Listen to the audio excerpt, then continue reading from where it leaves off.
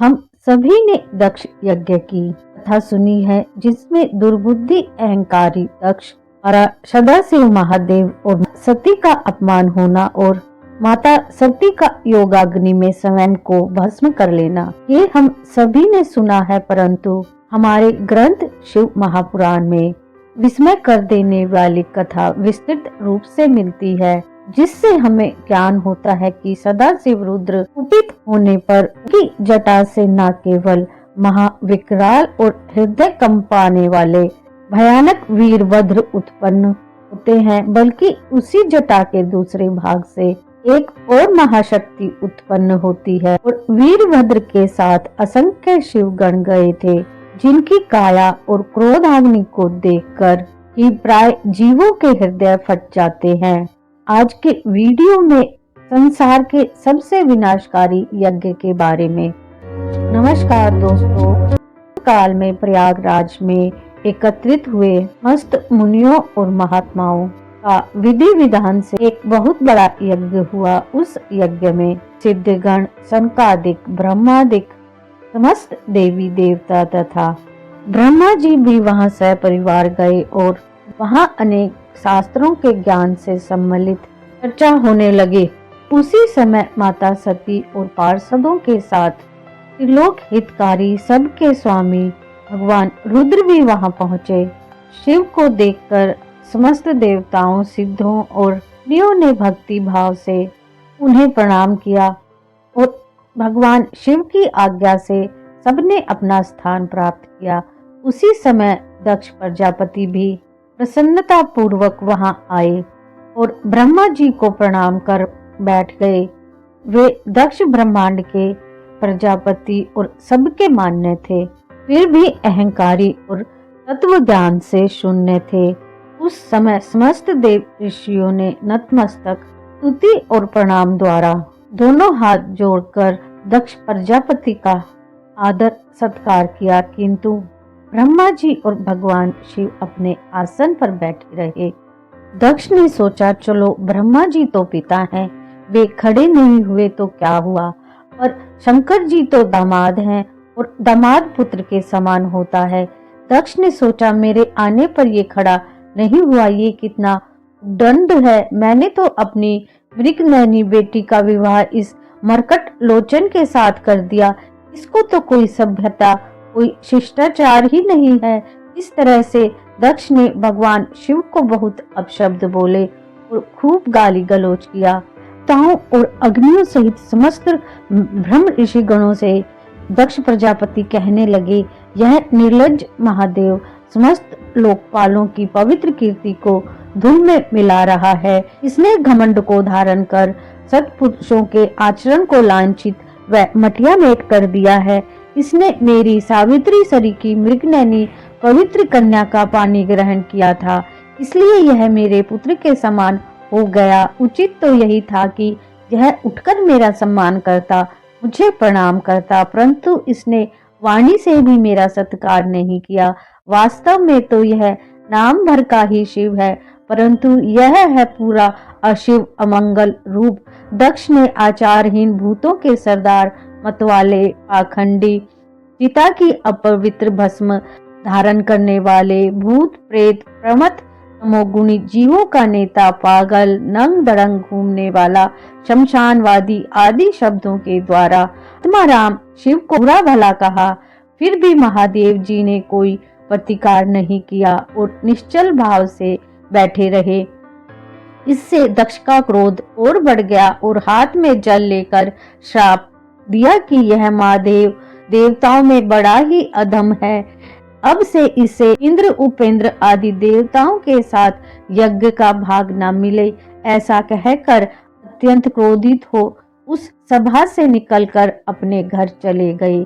जब शंकर के अनुयायियों में अग्रगण्य नंदीश्वर को दक्ष शाप की जानकारी हुई, तब क्रोध में तमतमाते हुए उन्होंने दक्ष तथा अन्य ब्राह्मणों को, जिन्होंने दक्ष के दुर्वचनों का अनुमोदन किया था, बड़ा भयंकर श्राप देते हुए कहा, जो मरण धर्मा शरीर में ही अभिमान करके किसी से भी द्रोह न करने वाले भगवान शंकर से उद्देश्य रखता है, वह भेद बुद्धि वाला दक्ष तत्व ज्ञान से विमुख ही रहे और इसने आत्म स्वरूप को भुला दिया है। यह साक्षात पशु के समान है। अतः अत्यंत स्त्री लंपट हो और शीघ्र ही इसका मुंह बकरे का हो जाए। यह मूर्ख कर्ममयी अविद्या को ही विद्या समझता है। इसलिए यह और जो शंकर का अपमान करने वाले इस दुष्ट के अनुगामी है। नंदीश्वर ने दूसरा शाप ब्राह्मणों को दे दिया। तुम लोग दक्ष जैसे दुष्ट के यहाँ यज्ञ करने आए हो। तुम्हारी विद्या केवल जीविका के लिए रह जाएगी। तुमको इसका ज्ञान कभी नहीं होगा। ब्राह्मणों के गुरु भृंग ऋषि बड़े क्रोधित हुए। वे बोले, हमने क्या किया? हमें तो अकारण ही श्राप दे दिया। उन्होंने भगवान शंकर के गणों को श्राप दे दिया। जितने भगवान शंकर के भक्त हैं सब पाखंडी हो जाएंगे, ना स्नान करेंगे, ना ठीक से पूजा करेंगे, भांग खाएंगे और हड्डियों की माला पहनेंगे। ये सब चीजें तामसी हैं। आज जो हमें शिव भक्त गांजा पीते, शमशान की राख लपेटे, हड्डियों की माला पहने दिखते हैं, वे सब श्राप के कारण है। भगवान शंकर तो एकदम सात्विक हैं और क्या वे अपने भक्तों को इन तामसिक प्रवृत्तियों के लिए अनुमति देंगे? उन्होंने अनुमति नहीं दी। ये तो भृगु जी का श्राप लगा हुआ है। भृगु ऋषि के इस प्रकार श्राप देने पर भगवान शंकर कुछ खिन्न से हो वहां से अपने अनुयायियों सहित चले गए। प्रजापति ने भी पुरुषोत्तम श्री हरि ही जिनके उपास्य देव थे, उस यज्ञ को पूर्ण कर श्री गंगा यमुना के संगम में यज्ञांत स्नान कर अपने स्थानों को पदार्पण किया। श्री सुखदेव जी कहते हैं कि इसके बाद भगवान शंकर के प्रति दक्ष का वैर विरोध बढ़ता ही गया। उसके बाद दामाद ससुर का कभी मिलन नहीं हुआ। इसी समय ब्रह्मा जी ने दक्ष को प्रजापतियों का अधिपति बना दिया। प्रभुता पाई कही मद माही। दक्ष का गर्व और भी बढ़ गया। उसने भगवान शंकर आदि ब्रह्मनिष्ठों को यज्ञ भाग न देकर वाजपेय यज्ञ किया और फिर बृहस्पति सव नामक महायज्ञ आरंभ किया। भगवान शिव को निमंत्रण नहीं दिया, परंतु आकाश मार्ग से जाते हुए देवताओं के द्वारा अपने पिता दक्ष के यहाँ होने वाले महायज्ञ के विषय में दक्ष कुमारी सती ने जान लिया। सती ने आनंद से कहा, वामदेव, सुना है इस समय आपके ससुर दक्ष प्रजापति के यहाँ बड़ा भारी यज्ञोत्सव हो रहा है। सभी देवता, ब्रह्म ऋषि, देव ऋषि, पितर आदि सभी अपनी अपनी पत्नियों के साथ जा रहे हैं। यदि आपकी इच्छा हो तो हम भी चलें। इस समय सभी आत्मीय जनों से मिलन का सुअवसर भी प्राप्त होगा। पति, गुरु और माता पिता आदि सहृदयों के यहाँ तो बिना बुलाए भी जा सकते हैं। आपको प्रसन्नता पूर्वक मेरी यह इच्छा अवश्य पूर्ण करनी चाहिए। पिता भवन उत्सव परम, जो प्रभु अग्रासु होई, तो मैं जाऊं कृपया यतन, सादर देखन सोई। आपने मुझे आधे अंग में स्थान दिया है, इसलिए मेरी याचना को स्वीकार कीजिए।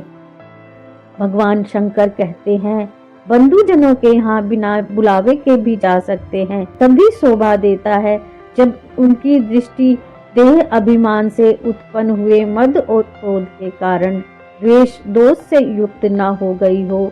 देवी, मैं जानता हूँ तुम दक्ष प्रजापति को अपनी कन्याओं में सबसे अधिक प्रिय हो तथा मेरी पत्नी होने के कारण तुम्हें अपने पिता से मान नहीं मिलेगा, क्योंकि वे मुझसे बहुत विरोध रखते हैं। प्रजापतियों की सभा में नम्रता, प्रणाम आदि क्रियाएं लोक व्यवहार में प्रसिद्ध हैं। तत्व ज्ञानियों के द्वारा उनका संपादन भी अच्छी प्रकार से किया जाता है। वे अंतर योमी रूप में सबके अंतरकरणों में स्थित परम पुरुष वासुदेव को ही प्रणाम आदि करते हैं, देह मानियों को नहीं। मैं भी शुद्ध चित्त में स्थित इंद्रायित भगवान वासुदेव को ही नमस्कार किया करता हूँ।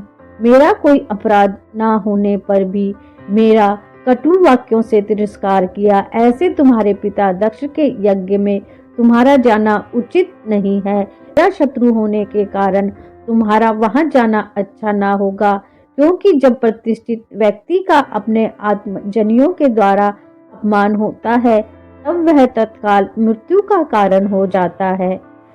सुखदेव जी कहते हैं, इतना कहकर भगवान शंकर मौन हो गए और उन्होंने देखा कि दक्ष के यहाँ जाने देने अथवा ना जाने देने दोनों ही अवस्थाओं में सती के प्राण त्याग की संभावना है। सती की दुविधा भी बढ़ गई, कभी अंदर कभी बाहर। शोक और क्रोध ने उनके चित्त को बेचैन कर दिया। बुद्धि मूढ़ हो गई और लंबी लंबी सांस लेते हुए भगवान शिव को छोड़कर माता सती अपने माता पिता के घर चल दी। सती को फुर्ती से अकेली जाते देख श्री महादेव जी के हजारों सेवक माता सती के साथ संपूर्ण उपहारों को साथ लेकर भगवान शिव के वाहन विश्वराज के साथ सती के समक्ष स्थित हो गए। सती को बैल पर सवार करा दिया और चल पड़े। दक्ष की यज्ञशाला में सती का पदार्पण हुआ। पिता भवन जब गई भवानी, दक्ष त्रास का हूं न सन्मानी। परंतु दक्ष के भय से माता और बहनें अवश्य प्रसन्न हुई, किंतु किसी ने भी उनका आदर सत्कार न किया। सती का तो अनादर हुआ ही। उस यज्ञ में भगवान शंकर को भी कोई भाग नहीं दिया गया है। इससे उन्हें बहुत क्रोध हुआ और देवी सती ने कहा, पिताजी, भगवान शंकर से तो बड़ा संसार में कोई भी नहीं। वे तो सभी देहधारियों के प्रिय आत्मा है। उनका ना कोई प्रिय है ना कोई अप्रिय। सभी देवता, दानव, ऋषि, मानव उनका आदर करते हैं। वे परम ब्रह्म परमात्मा है। उनसे आपने द्वेष किया। आप जैसे दुर्जन से संबंध होने के कारण मुझे लज्जा आती है, इसलिए आपके अंग से उत्पन्न इस सब तुल्य शरीर को त्याग दूंगी। श्री सुखदेव जी कहते हैं, राजन, ऐसा कहकर सती मौन होकर उत्तर दिशा में भूमि पर बैठ गई। भगवान शंकर का चिंतन करते करते योगाग्नि के द्वारा शिव को जलाते हुए अपने प्राण त्याग दिए। दक्ष को सभी असहिष्णु और ब्राह्मण द्रोही कहते हुए उस दक्ष के दुर्व्यवहार की निंदा करने लगे और हाहाकार मच गया। शिव जी के पार्षद दक्ष को मारने दौड़े, परंतु भृगु ने यज्ञ में ऋषु नामक तेजस्वी देवताओं को प्रकट किया और शिव जी के गणों को भगा दिया। भगवान शंकर के उपस्थित सभी शिव गणों महान हाहाकार से सभी दिशाएं व्याप्त हो गई। कितने ही देवता पार्षद वहां शोक से ऐसे व्याकुल हो गए, खुद पर ही आघात करने लगे। इस प्रकार 20,000 पार्षद तो वहीं नष्ट हो गए। सती के प्राण त्याग का समाचार महादेव जी ने देवऋषि नारद के मुख से सुना। नारद जी के मुख से वृत्तांत सुनकर महादेव जी का क्रोध, महारौद्र पराक्रमी भगवान शंकर शीघ्र ही अत्यंत क्रोधित हो उठे और तीनों लोकों का संहार करने वाले रुद्र ने उसी समय अपनी एक जटा उखाड़कर क्रोध से उसे पर्वत की ओर ऊपर पटक दिया। भगवान शंकर के जटा पटकने के फलस्वरूप वह जटा 2 टुकड़ों में विभक्त हो गई और उससे महान भयंकर शब्द उत्पन्न हुआ और जटा के पूर्व भाग से महाभयंकर महाबलशाली सभी गणों में अग्रणीय वीरभद्र उत्पन्न हुए। वे प्रलय अग्नि के समान थे और 1000 भुजाओं से युक्त थे और उनके श्वास से 100 प्रकार के ज्वर और सन्निपात उत्पन्न हो रहे थे। वे अपने तेज से ऐसे प्रज्वलित हो रहे थे मानो समस्त संसार को जला देंगे। और जटा के दूसरे भाग से महाकाली उत्पन्न हुई, जो बड़ी भयंकर और करोड़ों भूतों से घिरी हुई थी। अब वीरभद्र प्रणाम कर शिव शंकर को कहने लगे कि मैं आपको बारंबार प्रणाम करता हूँ। तत्पश्चात भगवान शंकर ने वीरभद्र से कहा कि वीरभद्र, शांत मन से मेरी बात सुनो और शीघ्र ही प्रयत्न पूर्वक उस कार्य को करो जिससे मुझे प्रसन्नता हो। ब्रह्मा का पुत्र दक्ष यज्ञ करने के लिए तत्पर है। वह मां अभिमानी अज्ञानी विशेष रूप से मेरा विरोध कर रहा है। तुम जाकर यज्ञ को और यज्ञ में उपस्थित सभी को भस्म करके शीघ्र ही पुनः लौट आओ। वीरभद्र ने दक्ष यज्ञ नष्ट कर दिया और दक्ष का सिर यज्ञ की दक्षिणा अग्नि में डाल दिया। वीरभद्र वापस कैलाश लौट आए। ब्रह्मादि देवताओं ने कैलाश जाकर भगवान शिव की स्तुति की और देवताओं समेत ब्रह्मा विष्णु जी ने भगवान शिव से कहा कि यज्ञ अधूरा रह गया है, आपके क्रोध से संसार नष्ट होने की आशंका है, आप शांत हो जाइए। शिव जी यज्ञशाला में आए और दक्ष के शरीर पर बकरे का सर जोड़कर उन्हें पुनर्जीवित कर दिया।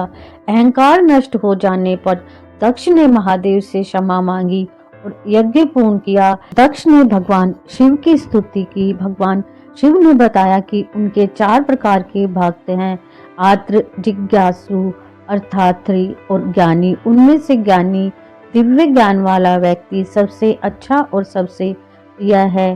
कम बुद्धि वाले लोग बिना ज्ञान के उन्हें प्राप्त करने का प्रयास करते हैं। जो लोग केवल कर्मों से जुड़े हैं वे उन्हें प्राप्त नहीं कर सकते। क्योंकि दक्ष केवल कर्म के माध्यम से स्वयं को संसार से मुक्त करना चाहता था, इसलिए वह क्रोधित था और इसके परिणाम स्वरूप उसका यज्ञ नष्ट हो गया। जो लोग सभी प्राणियों में केवल एक ही परमात्मा को देखते हैं उन्हें शांति मिलती है। त्रिदेवों में भेद नहीं करना चाहिए। ब्रह्मा की भक्ति के बिना विष्णु की भक्ति प्राप्त नहीं की जा सकती और विष्णु की भक्ति के बिना शिव की भक्ति प्राप्त नहीं की जा सकती। जो कोई भी शिव को विष्णु का भक्त होने की निंदा करता है या विष्णु को शिव का भक्त होने की निंदा करता है, उसे शाप है कि उसे कभी भी तत्व का ज्ञान प्राप्त नहीं होगा। यह सुनकर दक्ष प्रसन्न हो गए और उनकी आंखें खुल गईं। भगवान शिव की अनुमति से दक्ष ने अपना यज्ञ पूरा किया। उन्होंने भगवान शिव और अन्य सभी देवताओं का हिस्सा अपने पास रख लिया। उन्होंने परंपरा के अनुसार सभी संस्कार पूरे किए। सभी देवताओं और ऋषि मुनि प्रसन्न होकर भगवान शिव की महिमा गान करने लगे। फिर वे अपने अपने निवास को लौट गए। इस यज्ञ के दौरान महादेव की पत्नी सती शरीर छोड़ चुकी थी। दुखी होकर महादेव अनंत काल के लिए योग निद्रा में चले गए। वीडियो को लाइक शेयर करें और चैनल को सब्सक्राइब करें। कमेंट बॉक्स में हर हर महादेव अवश्य लिखें।